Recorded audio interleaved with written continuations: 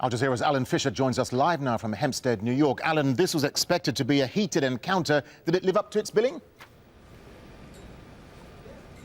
Well, I think it was certainly interesting. What we saw was Donald Trump lay out his vision for America, but the way he did it was to essentially say that Hillary Clinton was part of the politician sect that had got America into trouble over the last 8 to 12 years. And there really had to be change. And he was the change agent. He was going to make things differently. Being a businessman, he wasn't a politician, that he could look at things differently and bring different solutions, and America would be a better place with him in charge. As for Hillary Clinton, it was all about talking about how she could make things better and outlining her policies. But she also managed to rile Donald Trump on a number of issues, talking about his business past, talking about his birther claims, which we'll get to in a little bit. But every time she raised something that he didn't like, you could see that Donald Trump really wanted to return to the Donald Trump we knew from the Republican presidential debates, where he really wanted to be angry but kept himself in check to a degree. There was also a lot of fact-checking going on, and Donald Trump seems to be on the bad end of that, while Hillary Clinton made a few statements that could be proved to be a bit dodgy, for want of a better word. Donald Trump certainly was in trouble with the fact-checkers for, among other things, claiming that he always opposed the Iraq war. Joining me now is a friend of Al Jazeera, Professor Jason Johnson, political editor at TheRoot.com, among other things. Jason, who won? Polls seem to say Hillary Clinton won. Now, what does a victory actually mean? That is actually the larger question.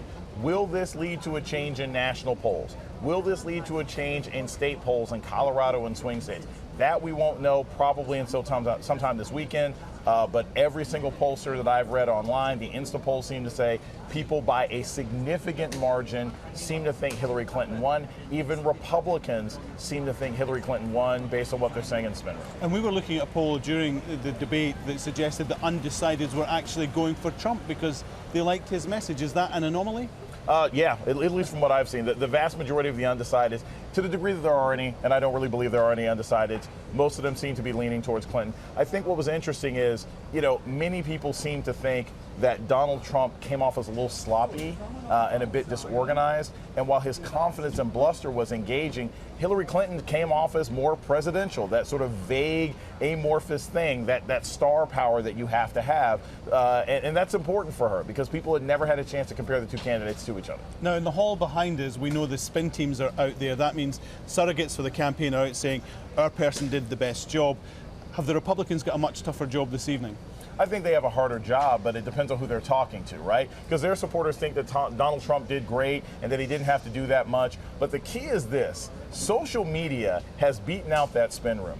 And the Clinton campaign has an incredible social media team. I was checking my emails. I got 8 emails from the Democratic National Committee throughout this debate. I got 1 email from the RNC. There are 7 emails with video and clips that the Clinton campaign has sent out during this debate, backtracking and forcing Donald Trump into holes. Trump has sent out only about 2 or 3. So social media-wise, which is where young and independent voters are, Clinton's winning. We'll come back to you in a second, Jason. Now, Donald Trump was in the spin room, which is unusual now. 4 years ago, Mitt Romney never once ventured into the spin room after a debate. But Donald Trump was out there telling the media he actually felt good, that he thought he did well. And we're going to be with him in Florida on Tuesday. And I can guarantee that he is going to say that he thought he won the debate. He did that after all the Republican debates. Now, a key moment was when he was asked about the birther controversy. For those of you that haven't followed it, that is Donald Trump's suggestion for years that Barack Obama wasn't born in the United States and therefore was not a legitimate president. You'll remember just about a week or so ago, he then said Barack Obama was born in the United States, period, and walked away from the birther controversy. Listen to Hillary Clinton, because this is startling, and it almost went unnoticed that she essentially accused a Republican candidate of being a racist. He has really started his political activity based on this racist lie that our first black president was not an American citizen. There was absolutely no evidence for it, but he persisted. He persisted year after year because some of his supporters, people that he was trying to bring into his fold, apparently believed it or wanted to believe it. Well, back with Jason. Jason, that whole birther argument, Donald Trump tried to explain it, and it was a mess. It was undoubtedly the worst moment in the 90 minutes for him. Yeah, it was a terrible, terrible idea. And here's what's interesting. When I spoke to Trump supporters and I spoke to Trump surrogates, they said we need to get beyond birtherism. We need to, it's not an important issue. There's ISIS, there's jobs.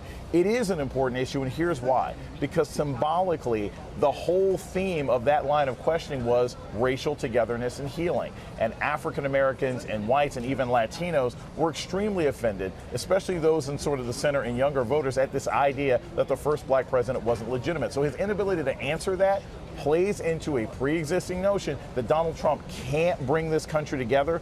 And given the racial violence that we've had in America, that's a real loss on his part. Jason, thanks very much for your insight onto that. As I say, I can tell you that the spin teams are in the hall behind me putting the best possible face on this, but everyone will be watching for the polls out of this debate, and they'll probably start to become public in the next couple of days, and that will tell us whether, really for a long time, whether or not the debates have moved the polls significantly. Remember, just before the debate, Hillary Clinton, Donald Trump tied in many states, tied nationally as well. The momentum seemed to be with Donald Trump. But as Jason says, the view online and from instant polls is that Hillary Clinton had a better night here in New York. All right, to Alan Fisher there in Hempstead, New York. Alan, thank you.